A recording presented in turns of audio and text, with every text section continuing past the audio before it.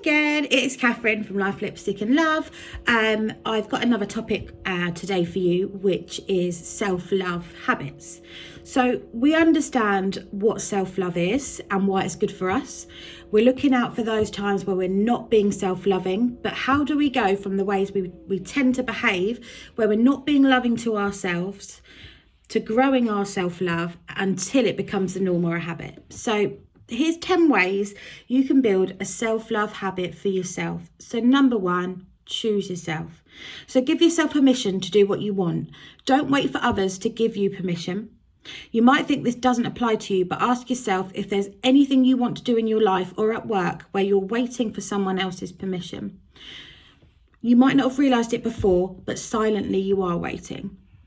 So this isn't about not caring about what your family, partner, boss or colleagues think.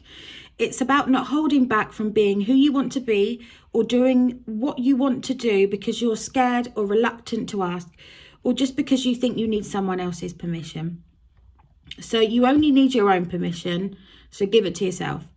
So number 2, create you time and use it. So avoiding your own needs was one of the key signs for not loving yourself, and this is the solution. Make space in your life for you.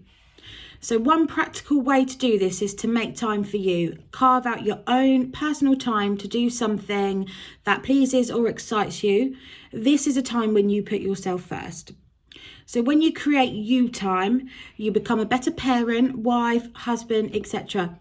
You set a great example to your family and colleagues of one of the ways of being a good person, and you send a strong message that you matter and want to be treated as if you matter.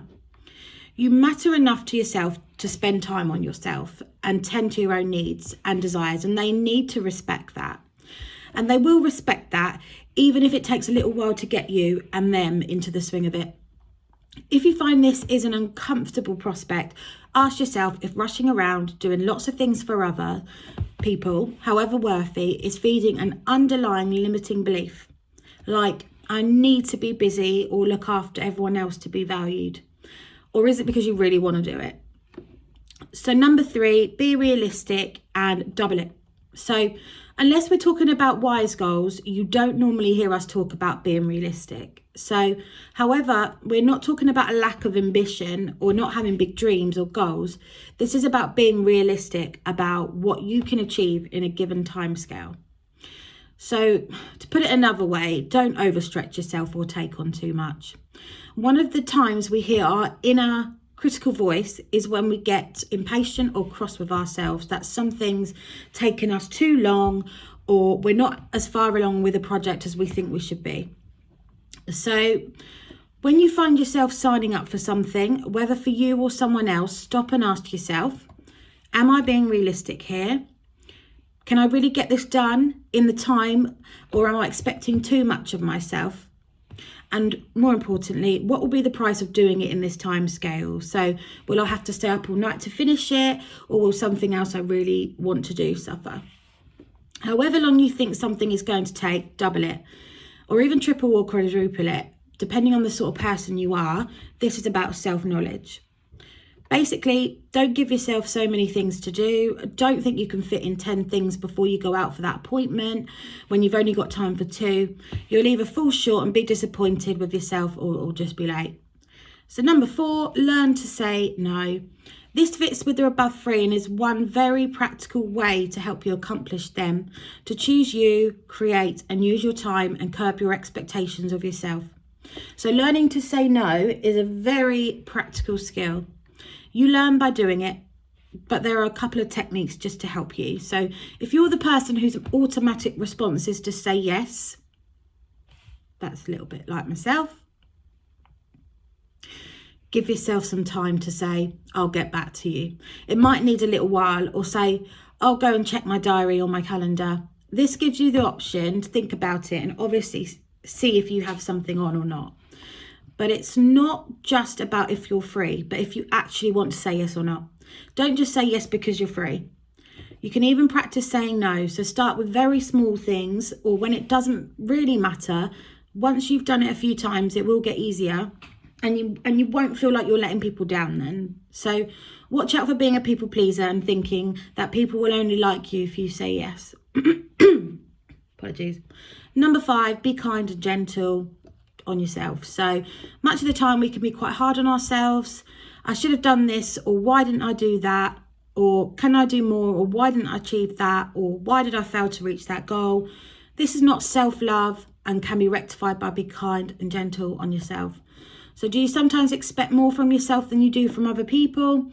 We often have higher expectations and standards of ourselves than we do of others. So if you want to love yourself more, then accept you are not perfect and life will be a lot easier.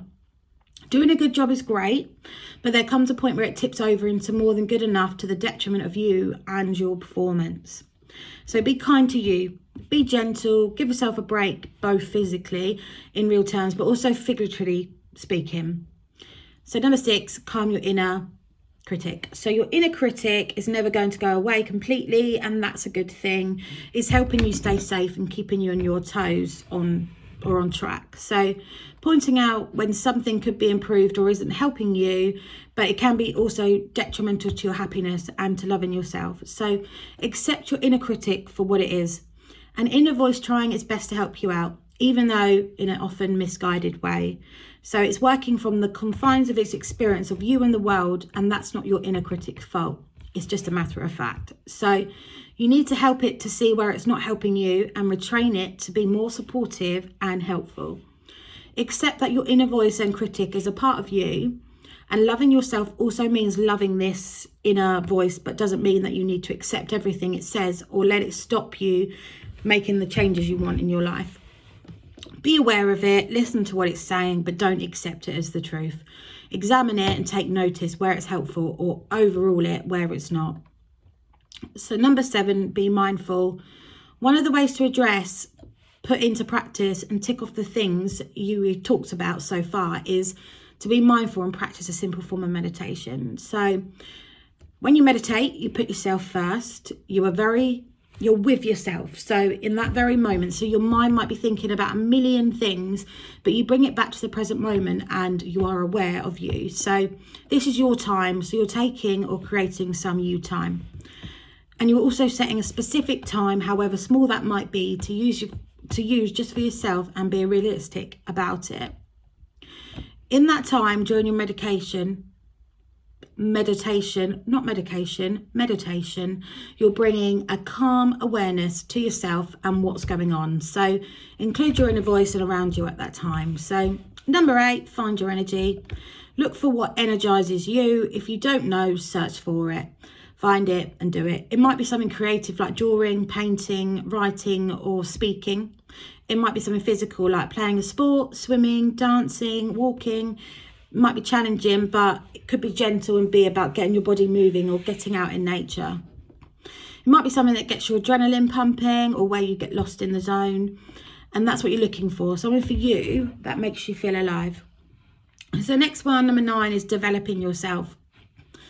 This incorporates making time for yourself and choosing yourself, or putting yourself first, not all the time, but some of the time, and takes it to a step further by taking a positive decision to develop yourself. So developing yourself involves learning a new skill, or changing something you don't like about you or your life, or just improve yourself. So it takes effort, but the effort is worth it.